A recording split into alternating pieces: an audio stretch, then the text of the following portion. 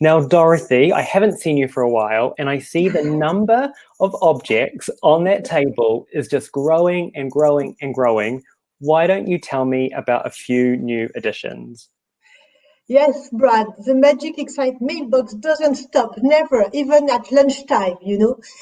So here are some glasses for optical illusion, very useful to see light differently. And Brad, look at this hedgehog. Isn't he so cute? But do you know, Brad, how many spikes there are on his back? I have no idea. There are about 6,000 spikes on his back. Amazing, no? And we have also this dice here. And you know, Brad, if I roll these dice, these two dice, and add them up, you'll get the sum of 7 most often. And in 2009, an American woman called Patricia DeMoreau rolled 2 dice like that, 154 times in a row, without ever getting the sum of 7. And there was only 1 out 3.5 billion chances of that happening. Easy, you know. Well, by the way, Brad, do you have any interesting profile pics to share? Dorothy, I absolutely do. And whoever Patricia is, she clearly has a lot of time on her hands to roll those dice. So I've been looking at the app and looking at your profile pictures, and there's actually 4 that I particularly want to show you. Yeah. If I bring them to the screen, I particularly love Joya from Queen Mary University, who is almost more giraffe than person. I also love the one there from Finland, a little scribbly drawing from Johanna. And then I also love these 2 here because they could almost be like the same person. So Terry from France, a mysterious scribble of some sort of scientist. And then we've got Sander from Estonia, who it kind of almost looks like the human version of that drawing. So keep those profile pictures coming. I'm going to be checking throughout the day, and the funnier, the more charming, the better, and I'll bring them up later. Dorothy, we've also had a ton of tweets coming in throughout the day, and I want to talk about 3 in particular. Mm-hmm. We have a lovely message from Anna Starkey. Anna says, so great to be back with the Ecsite community online today. Big respect for their crowdcast and app setup for connecting us around the world and doing the real world thing of meeting new people and ideas and places. And she's hearing from some really interesting people. That's lots of new discoveries for her. So absolutely, Anna, the team behind Ecsite have done a great job there.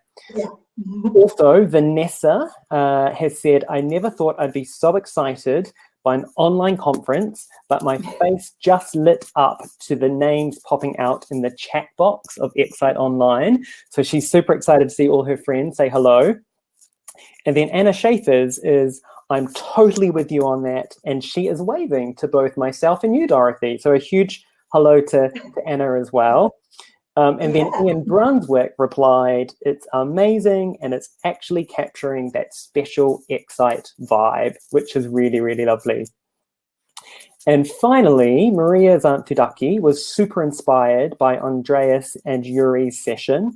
And she said, science is about knowledge, science is about knowledge, art is about meaning, argues Jurij at Ecsite Online.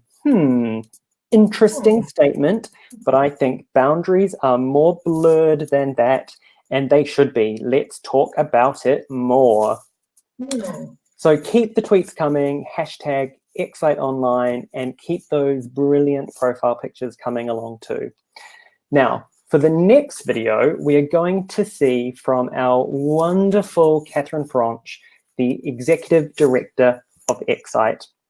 Now, for everyone watching us live, while we tee up that video, Dorothy, why don't you show our audience what that mystery object before lunch is exactly for? So, Brad, this mysterious object is very handy for peeling apple and cutting them into spirals at the same time. Let me demonstrate.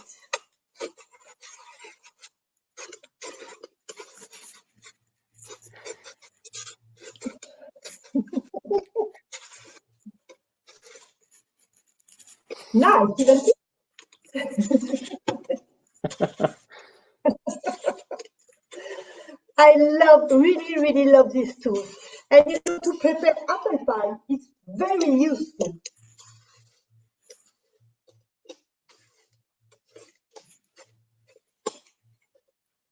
Hello.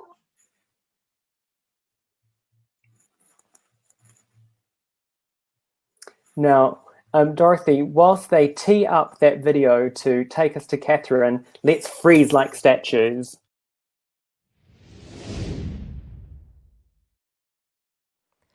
Dear friends and colleagues, good afternoon. It's a fine day, isn't it? It's a fine day, but it's a fine line.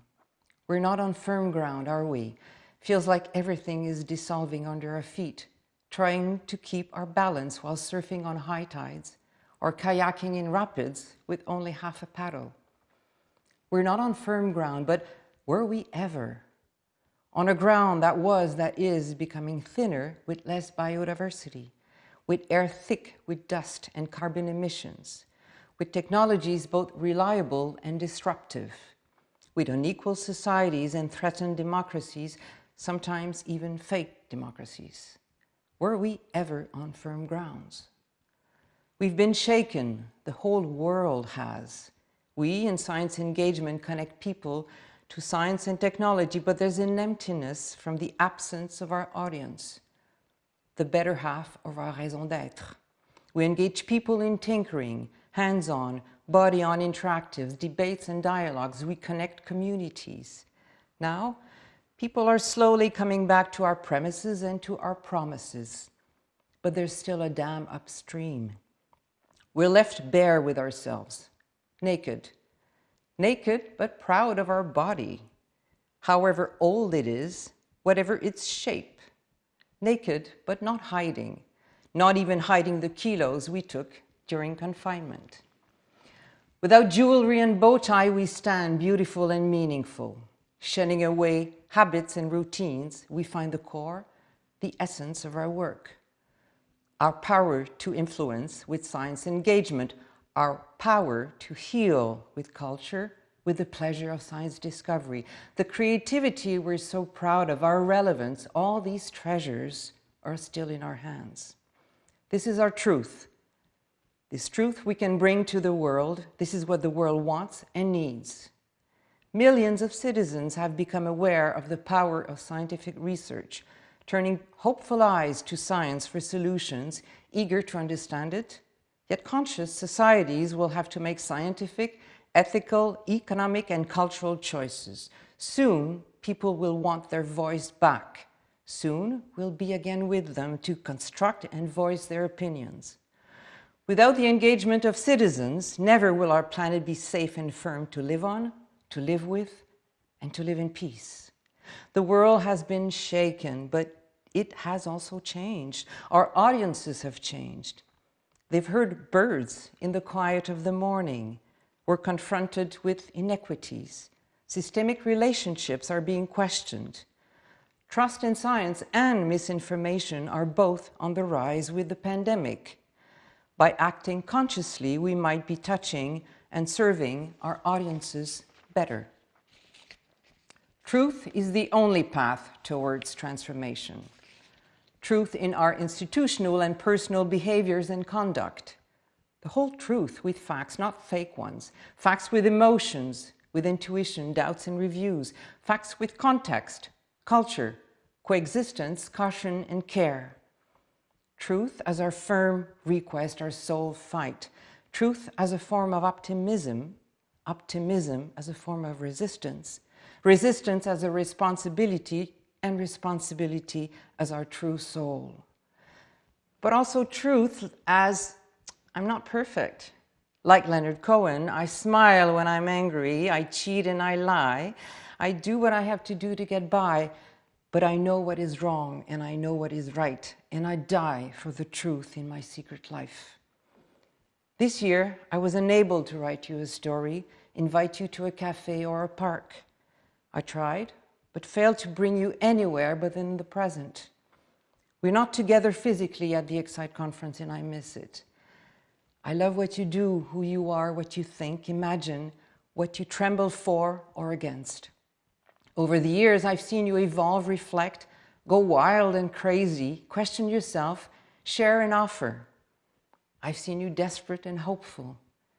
I can testify of your strength and your resilience. Today I miss you terribly, but we'll meet again. Now we have a wonderful Ecsite day, but next year in Stavanger, you and I have a date. Enjoy the rest of the Ecsite day along with all the online opportunities we've been offering. Honestly, it hasn't been easy to organize. I thank the conference program committee who took up the unexpected challenge. I thank the Ecsite team for their tremendous energy and dedication. Most of all, warmly and respectfully, I thank Raquel Dacuna, a strong woman at Ecsite. The challenges that lie ahead of us are huge, difficult even to name. We'll have to resist financially, and that won't be easy. We'll have to find new shapes to our truth, our essence. But we're a community. You've already been sharing so much. Your thoughts, emotions, your solutions to create a new sense of touch. More than just resist, collectively, we will invent and become, actively participating to a fair and safe ground for all. History is at our door, and we will be part of its future. With this pandemic, we've realized how precious is our freedom to move and to touch. Moving and touching, that's our dance.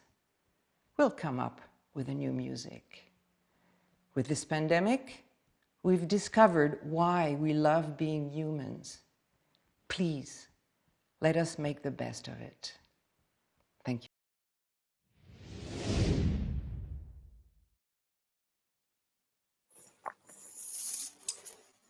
And I can see from my control screen that you are now back. Thank you, Catherine, for those amazing words. We miss you too, and we really can't wait to be back together soon. And I can tell from the chat, I think a lot of people are feeling super emotional about those words. Now, for our next session, we are diving into a classic panel, and this one is led by a classic Ecsite community member. I think he has been to almost every Ecsite in the history of Ecsite, and like Madonna, Cher, and Obama, we only really need to say one name. It's Mikko, the interim CEO of Heureka, the Finnish Science Centre, and of course, chairperson of the Ecsite Conference Committee. Mikko, how are you? Hi, Brad. I'm good. So wonderful to see you and all the more than 700 people joining us today. This is a pure pleasure. I know that number is going up and up and up. Now tell me, Mikko, how are things in Finland?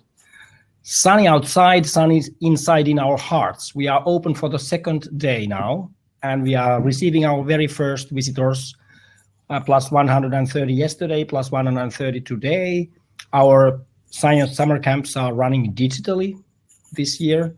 So life is getting better after a dark age of 3 months. 88 days, I counted them, 88 days of lockdown.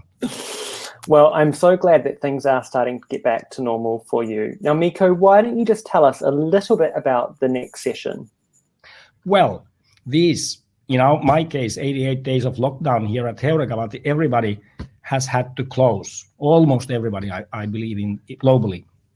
And it's been so difficult.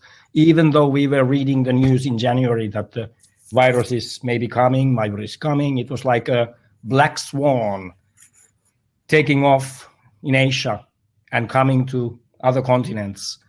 And even though there was some time, I think our communities were more or less prepared, and science communication community was, I guess, less prepared. Without our visitors, without people to engage with, we are very lonely.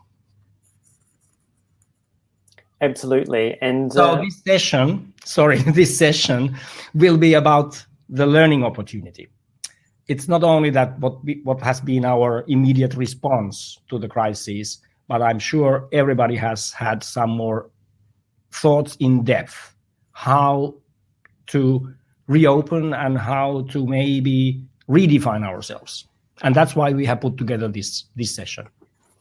Well, Mikko, that sounds like the perfect subject for the world we live in right now. So why don't you take the reins and lead us into our very next session. Over to you. Thanks, Brad. So on this session, we will have 3 people speaking. We'll first have a researcher from our field, Murray Hobson, the manager of audience research and insight from Natural History Museum in London. Then we will have a practitioner from our field, the CEO of upcoming Biotopia, a new kind of venue for biodiversity in Munich, Bayern. And we will also invite back our keynote speaker, Nicolas Nova, professor, to discuss the learning opportunities during crisis. There has been a lot to adapt, and I should say one last minor thing about Finland. You remember when we got this rule to have the 2 meters distance? In Finland, we were asking each other, why the 4 meters that we have usually is not enough? So the communities have been responding in different ways to the need to adapt. But without further jokes, I would like to invite now Marie on screen, and we have asked her to intellectually frame this learning process during a crisis. Hi, Marie. Hello. How are you doing? I'm fine, thank you. How are you? Very good, thank you. Are you opened yet in London? We aren't open yet. No, I don't think any museums are. We've started to open outdoor venues, but not museums yet. We are keeping our fingers crossed, but now I'd like to give you the whole screen and please share your insights on the current situation. Thanks, Mikko. So this session asks, what can we learn from this pandemic to improve our organisations and approaches to make us more responsive to future challenges? In this talk, I'm going to argue that adopting an organisational learning approach to our museums is key to us using this crisis as a catalyst and to make us more responsive to crises in the future. When we think of our science museums and science centres as learning organisations, we're usually referring to the learning that takes place amongst our visitors, our audiences. We articulate the content messages and learning outcomes we want them to walk away with. And then we endeavour to create experiences which make it much more likely that those messages and outcomes are delivered. But in all of our years of practice, how often do we stop to consider what and how we learn from this process as members of staff, as teams, as organisations? In my research, I've started to explore museums through the lens of organisational learning, exploring how museums themselves learn as institutions. Chris Argyris talks about single and double loop learning. And I think these concepts are pertinent to us now as we think about the sort of organisation we want to be going forward in light of the numerous crises we are facing. Argyris defines learning as the process of detecting and correcting error. He uses a thermostat as an example of this. If the temperature gets too cold, the thermostat senses this and turns the heating on. The thermostat detects the error, i.e. that we're not at the optimum temperature, and so makes an adjustment to correct the situation. Argyris calls this single loop learning because the thermostat is able to make an adjustment to change the situation in line with its usual mode of operation. In a museum context, this is like if the number of schools booking your workshop falls. So you update the content and maybe the experience of the workshop to make it more relevant and engaging. Maybe you even create a brand new workshop based on a more popular topic. This is single loop learning because those changes you've been making are in line with the approach you usually take. While the workshop may have changed, the organizational approach to engaging with your school's audience has not changed. It's still based on the model of a school coming in to receive face-to-face learning. What I argue we need now, if we're to truly tackle the issues of social justice, climate change, is double loop learning. Double loop learning occurs when error is detected and corrected in ways that involve the modification of an organization's underlying norms, policies, procedures, objectives. In the case of the thermostat, if it could question and explore why the temperature had fallen and then put policies in place to stop that happening, that would be double loop learning. In the case of the school workshop example, it would be like instead of tweaking the workshop or even developing a new one, it would be re-looking at the overall model of face-to-face learning and thinking about an alternative approach, perhaps via offering in-school opportunities such as outreach or video conferencing. I'm not trying to suggest that offering in-school opportunities is better than face-to-face learning. That's not the point. My point is around the type of examining of our approaches that we need now in order to challenge us. We need to examine why we do things the way that we do them. What are the underlying assumptions we're making, and are they valid? What are the implications of those assumptions? Are there alternative ways of doing things?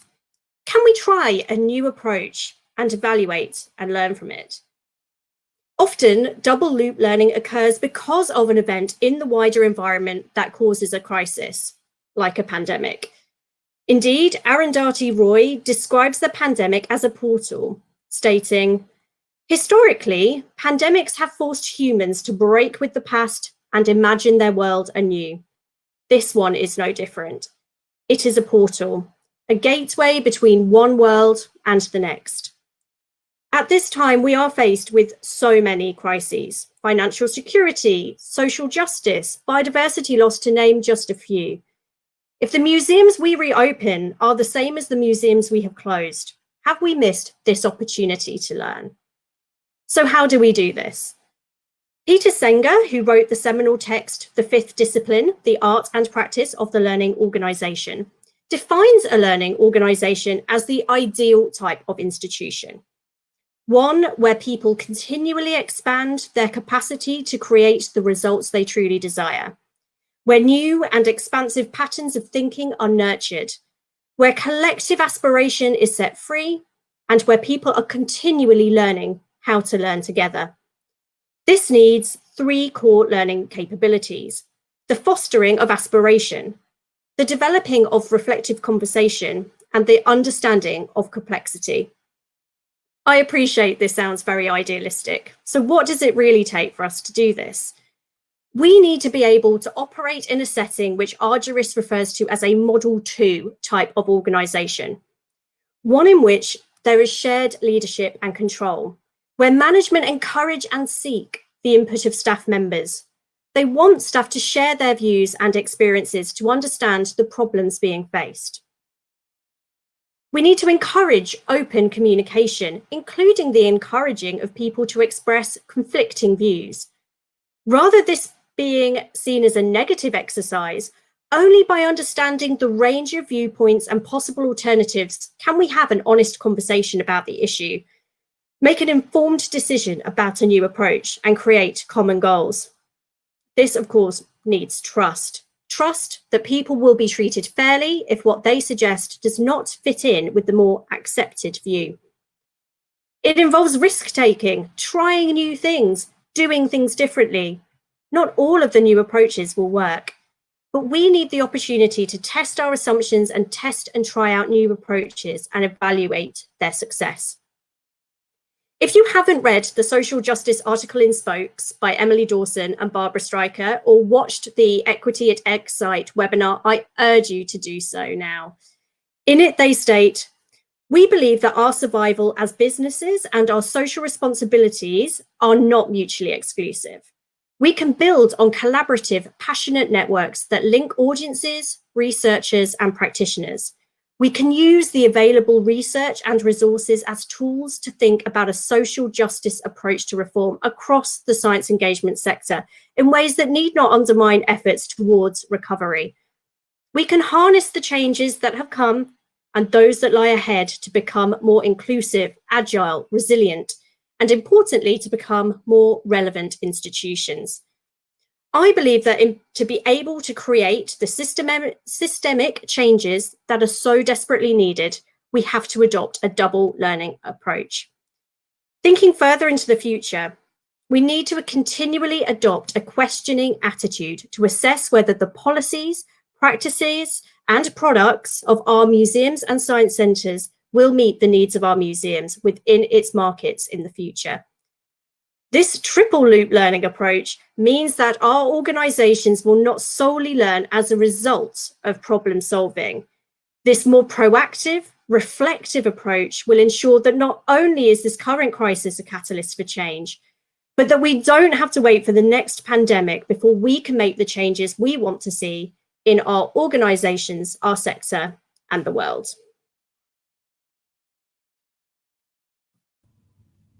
Thank you, Marie. Excellent. This was truly inspiring, and I think you are really giving us hope. Lifelong learning has always been our motto, but I think in situations like this, it becomes really accentuated. I would like to now tell everybody that there is the poll and that you can vote. And since Marie is a professional in audience research, I would like to have a look at the first poll question, how it is, the answers at the moment, because we have asked, how would you characterize your organization's response to the COVID-19 crisis overall?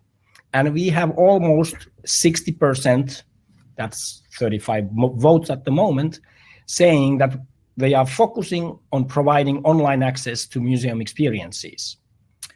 30%, roughly, see this as a catalyst to new projects in their institutions. And then there would be some 10% who are stimulated to radical rethink of the organization and its role in the community. So thinking of single, double, triple loop learning, how would you interpret the data? So I would interpret the data as the pivot to providing online access to museum experiences as potentially single loop learning. Not saying at all that single loop learning is bad and that was not the right thing to do, but it's probably, if it's anything like what happened at the Natural History Museum, it was a case of doing what we normally do, but making it online. So face-to-face interaction, we turned it into an online thing. That was great. What I want to see and what I'd see as double loop learning is the catalyst to new projects, and particularly the stimulator to a radical rethink. It's really questioning approaches, what is right, double loop learning. Thank you, Marie. This was a great invitation. Now I said goodbye to you for a while, and I would like to invite Michael John Gorman from Biotopia, CEO of Biotopia. And Biotopia is an example of an agile organization which really gave a, let's say, global response to this crisis with a very special project. So Michael John, I hope you will be beside me soon. Hi, Michael John. Hi, Mikko. How are you doing? Good, thanks. Very good. Without much further ado, I would like to give you the whole screen and please impress us with your project. Thank you so much, Mikko. Yes, well, I am developing a museum in Munich called Biotopia. And the goal of that museum is to reconfigure the relationship between humans and other species.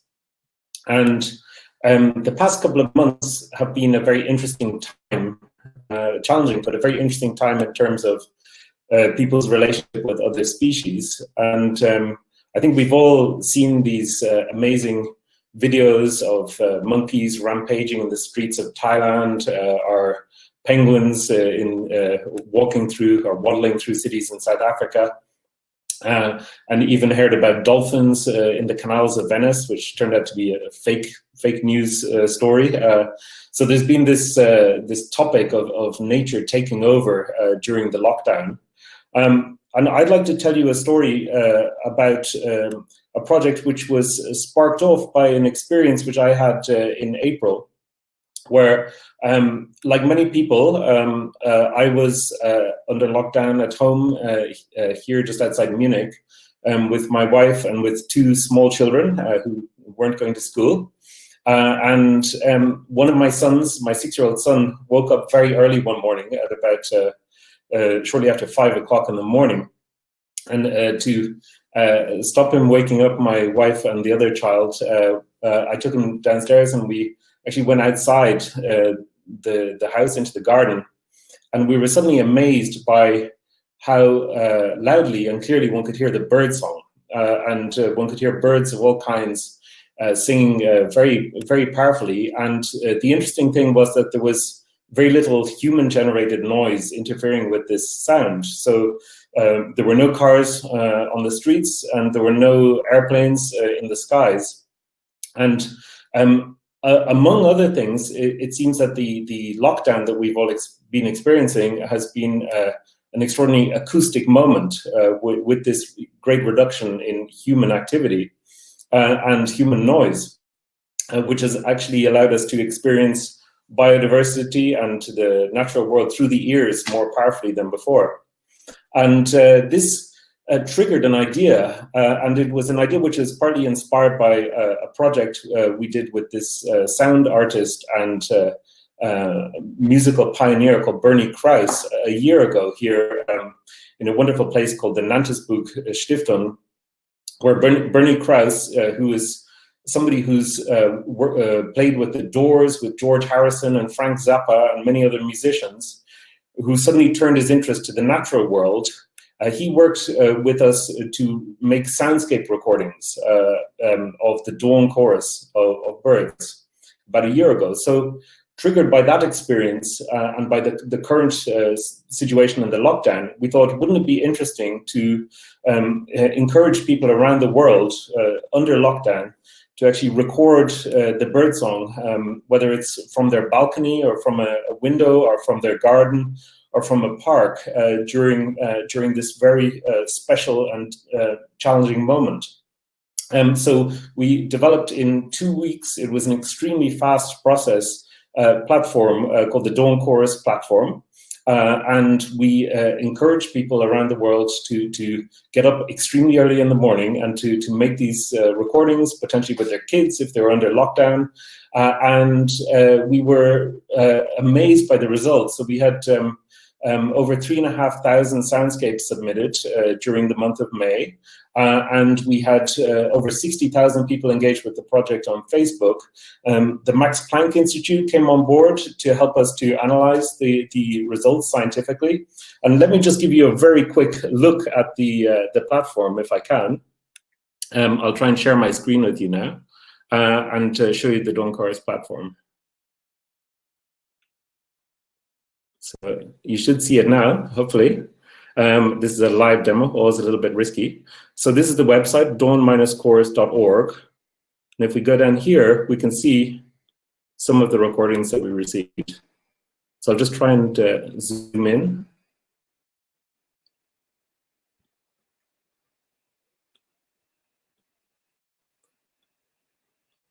So this is, we're now just near near Munich in Germany. So this is actually my front garden. Let's see if we can hear that.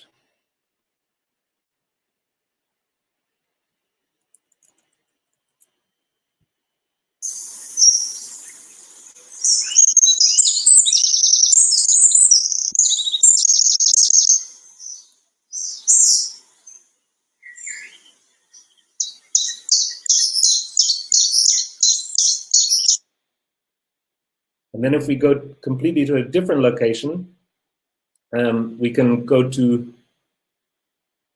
for example, to India, where one has a completely different type of Dawn Chorus experience. We just zoom across the map.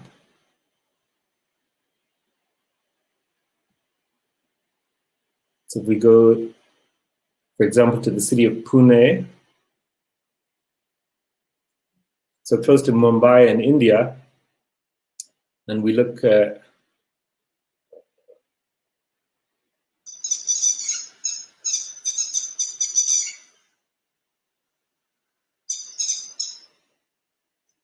so really different sounds.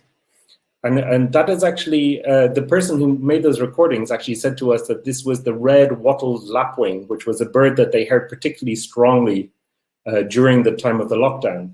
So the people who submitted these recordings gave us all sorts of information about what their experience was of the Corona lockdown. And this is a project which is now developed as a global citizen science and arts project. And artists as well as scientists are taking inspiration from these recordings and working with the data. And we now plan to roll this out as an annual project every year and gather more and more soundscapes of the Dawn Chorus. So what can we learn from this? I think there are three things really that we can learn from this lockdown experience. I mean, one of them is that there has been this really important renewed interest for the natural world and the environment during this moment. And this, I think, is especially important because right now we're in the midst of a biodiversity crash, which is extremely concerning. Secondly, I think that this crisis can help us to rethink how we work as museums and science centers and really take the experience outside the walls and allow us to co-create content with the community. So I think that's a very positive impulse.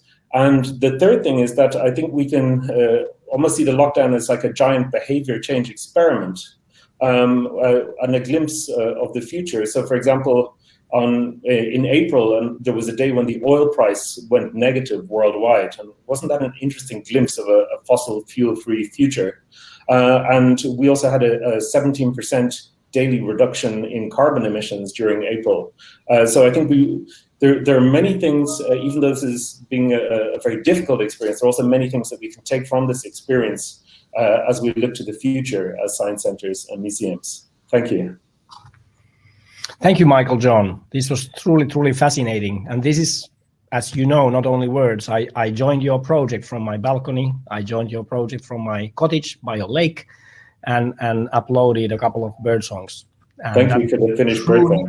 Fascinating and opening up my old hobby from my youth, ornithology, in a brand new way and connecting me globally. I think that's so great. And this is a promise, Michael John. We will join you next year institutionally. And I think many will want to join you likewise.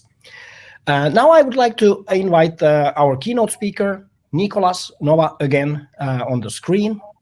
And we have asked Nicolas, as an outsider from our field, to think of this approach, how he, as an anthropologist who is usually looking at man-machine connection, is seeing this learning opportunity and projects like Michael John's, where in fact nature is playing a great role. So, and while we are waiting for Nicolas, I would say that I just was reading about a bird, one of the most beautiful singers that we have in Finland, a marsh warbler. It hibernates in, or spends the winter in southern Africa, and comes in these days, just a couple of weeks ago, in Finland to nest and sing, and in fact imitates the songs of birds from South Africa. So before the technology that can bring us all the bird songs globally, there are some birds that bring us those rhythm and sounds. And I find this very fascinating, how we can connect to our natural environments. But now, Nicolas, wonderful to see you again. And thank you again for your wonderful keynote speech. My pleasure.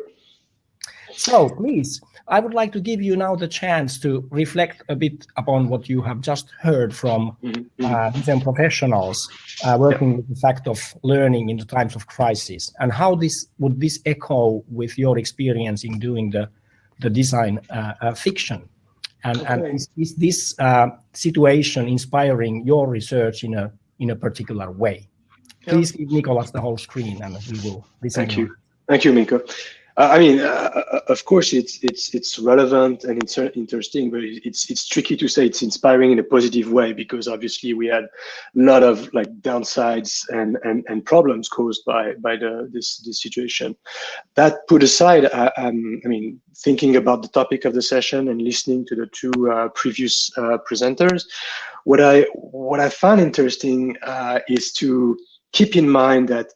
And I saw people in the chat commenting about the role of the different, the number of meters we had to keep between people, or whether some museums have reopened or not. It's important to keep in mind that we did not all have the same kind of experience.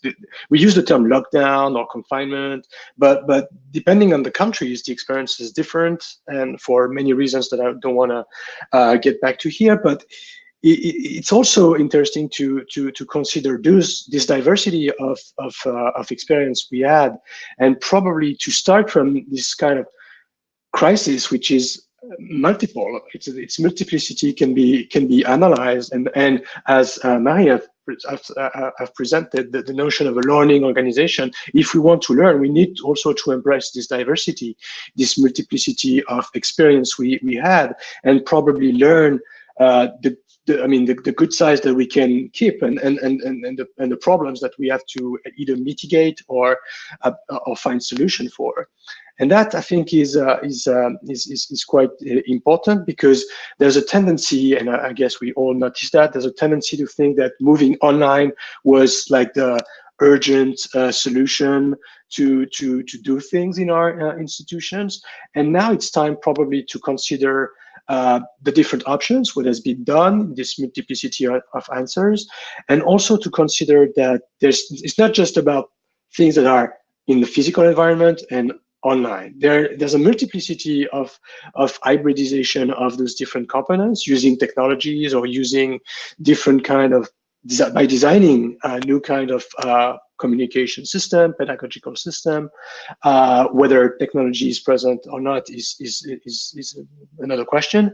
But I do think it's important to think about how to go back to the physical, and not removing all the different kind of digital layers we had, or the different lessons we learned, because obviously there could be many good opportunities for people living abroad who can participate in a seminar, or in some kind of event, or even by discovering what happened inside a museum from abroad. So that's just one example, but I do think there could be many combinations between like the physical and the digital, and that, I think, leads me back to another point that I find strikingly important in the context of museum. Being partly an academic myself, I'm fascinated, or I'm kind of scared by the crisis about trust, about science that some people have about academia, mostly because academia can feel like some kind of ivory tower for a lot of people. And I do think that museum, with different kind of programs, citizen science program, citizen engagement program, can have a fantastic opportunity to help building this kind of trust. I think Catherine Franche mentioned that in her presentation before, and I do think there's something to consider if museum wants to be part of like a general public, and I think it's the case. And there's another thing that I noticed in one of the presenters' words is the term learning communities or learning organizations. And I do think that museum can be a learning organization for itself, but also for a learning collective for the whole planet. And that, I think, is it's challenging, but I do think it's perfectly doable if we manage to draw some lessons from what we saw in the last few months. Thank you, Nicolas. Thank you. We have now time to have a deeper look at the other poll questions we have not touched upon yet. And I would like to invite Michael, John, and Marie back, and we could all discuss, and then also pick up some questions that have been asked. And let's see. Welcome back, Michael, John. Welcome back, Marie. We have questions number 3 and 4. Thinking of your local community, when would be the best time for us to strongly address biodiversity loss in science engagement? More than 90% say now, immediately. And only 4 votes, 5.6% for the after we have reopened our museums and found the so-called new normal, and even less for the last option. The other question, pandemic showed us that large-scale behavioral change is possible. Should we refer to this agility when we address the changes needed to mitigate climate change? And almost 90% say yes. So obviously, I don't know if it's the impulse of this session and your wonderful speeches, or is it just our field who is progressively looking forward? But I think we are not happy probably with the wording new normal. It sounds like we would get stuck back into something that is again something static and not dynamically evolving and not progressive. Maybe a comment from all of you. How do you think about this framing of where we are heading as new normal, and what would be your response to it? Would you have another suggestion where we are going? Marie, maybe you would like to start. Yeah, I think as so many of us who are thinking about reopening our museums, we are thinking about what that's going to look like in a really practically in terms of the social distancing measures and the health and safety and all that sort of thing. And absolutely that is crucial to what we need to do now. But I think, you know, what we need to do is go beyond that. And that's what I'm hoping to suggest with the double loop, the triple loop learning is, you know, at some point, you know, what's going to happen when we've got a vaccine, when we've got a cure, or will there be, you know, other considerations? How many of these behaviors that people might be exhibiting now in terms of maybe caution around going to places, kind of health and safety considerations, all those sorts of things, how long term are they going to be? Will it just be during the period of social distancing, or will there be longer term impact? So, for example, I'm thinking mainly about interactive exhibits. I think a lot of us are thinking, what do we do whilst social distancing and the virus is sort of, you know, in this phase? But actually, how many people who, when this is all over, will still want to actually handle and touch things that loads of other people have touched and handled? It's kind of how long are these behaviours going to be put in place? So I think we need to think about what we need to do now to get our museums back in business, but what's next after that? And we need to start thinking about that now, I think. Thank you. Michael John, your thought on this? Yeah, well, Mikko, I think that the greatest challenges we face now globally are really around environment and health. And I think that with the COVID pandemic, we've seen how these things are inextricably intertwined very powerfully. Even if one thinks about, you know, the origin from horseshoe bats and the relationship between habitat destruction, biodiversity loss, and global pandemics. And even yesterday, I was pretty shocked that the US administration is proposing to remove all protections from migrating birds, and in a place where bird numbers have declined by 30% in the last 50 years. And so we have this complex nexus of really, really critical issues. And I really hope that the new normal will involve people being more sensitive to the interconnection between these key issues that we face. And I personally feel that the biodiversity crash, what many people refer to as the 6th extinction event, the 6th mass extinction, which we're undergoing at the moment, is one of the most concerning developments. And this has a huge amount to do with habitat destruction, habitat loss. But we've had a glimpse, as I mentioned in my talk, of this alternative future, so to speak, a world in which human activity is reduced for a short time, probably not sustainable in the way that was done in these last months, and very challenging for many, as has been said. But nonetheless, I think I would hope that many of us will take something back from that journey, from that experience, that we will carry on. I mean, I actually think it's wonderful that Ecsite is happening online, even though I would love to be in Slovenia, in Ljubljana, with everybody. But I also think, you know, probably we're reaching a lot more people with these discussions, or different communities perhaps than may be able to come to the face-to-face conference. So I think there are are developments. I've been a terrible offender in terms of air travel and so on in the past from my work, and I found it really interesting to actually think, okay, do we really need to get on a plane to have these meetings and events? So I think there are some very good learnings that we can take from this experience. Good point, Michael John. And actually, we know that during the webinar series of Ecsite, we have reached so many more people and new people to Ecsite, newcomers that couldn't afford or couldn't come to the conference as such, even though we would be living in normal times. So I think we are really advancing here as a field. Nicolas, your take on the so-called new normal? Well, I'm not a big fan of new normal, because it's as if there was a very good and normative norm that we have to go back to. And as Michael John just mentioned, I don't think it's good. I mean, of course, there are different levels to this. When in general the term new normal is used is to refer to our attitude or gestures or postures with one another, probably not to avoid spreading the virus. But beyond that, I mean, if there's something we could learn, is that we have to be careful about others, and not just, I mean, humans, of course, but also our environment and all the non-humans that we, I mean, for whose habitat we destroy, we damage as human beings, and there's never a stabilized version of the normal. But what we can certainly hope for is a new kind of relationship with our environment and with ourselves. And that's, I mean, it's not just with the pandemic. It's something that has been described for ages by a lot of people.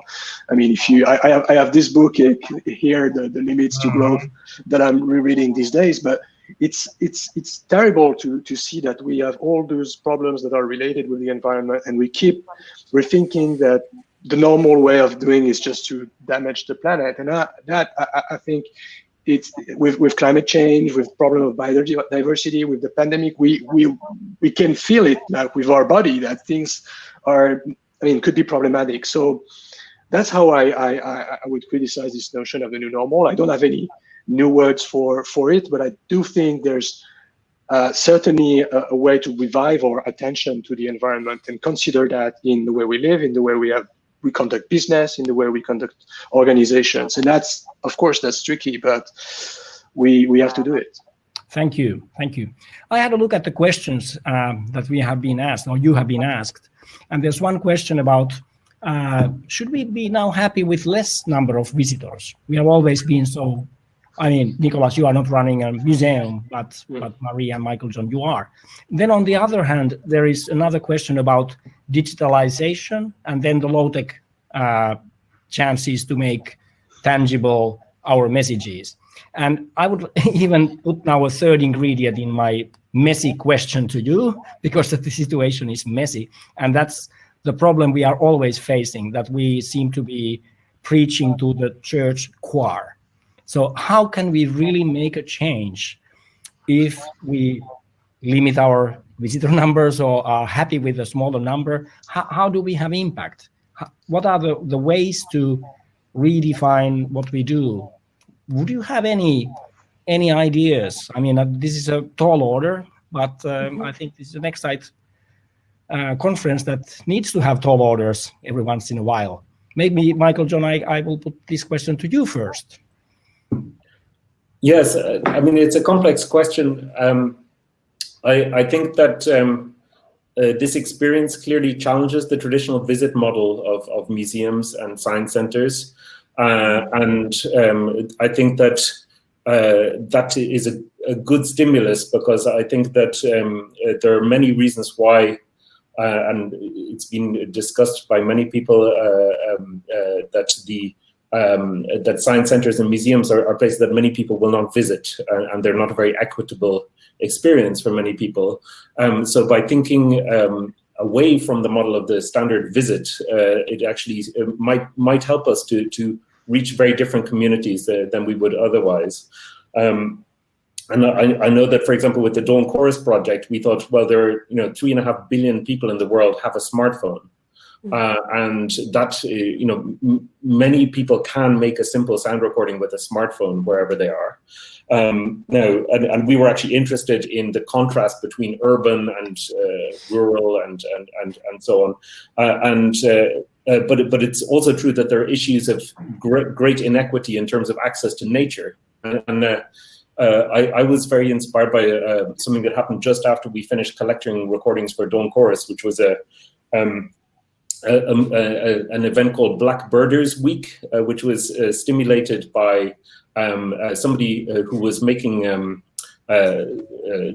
was an ornithologist in Central Park in New York, and a woman with a dog called the police on him because he was African American, and so in response to this, there was this event called Black Birders Week, which really brought out all of these stories of actually challenges for Black people in the US to have access to nature, because they would come under suspicion, and people would call the police, and some of them even had to carry posters explaining that they were bird watching. So I think we are forced to confront all sorts of interesting issues about equity of access now, and actually thinking outside of the museum is a really healthy exercise. Marie, a very short comment to you, and then I'm very, very afraid we have to close. Please, Marie. Yeah, so I echo what Michael Gorman says, and I also say, audience research, as an audience research manager, I have to say that is going to be key, I think, as we develop our new audience development strategies, when we think about who we could and should be targeting, and thinking about what the museum offers as beyond a visit to the physical museum, and thinking through the needs, wants, expectations of those different groups, and what approaches will work. And I think it will be a mixed model of physical outreach, digital community engagement. It's going to be a mixed model, hopefully, going forward, I think. Thank you. Thank you, Marie, and thank you all. Thank you, Michael John. Thank you, Nicolas. I think you've been giving us hope, and that's not little. And now I pass over to the next program, which I guess will be something activating after the classical session part.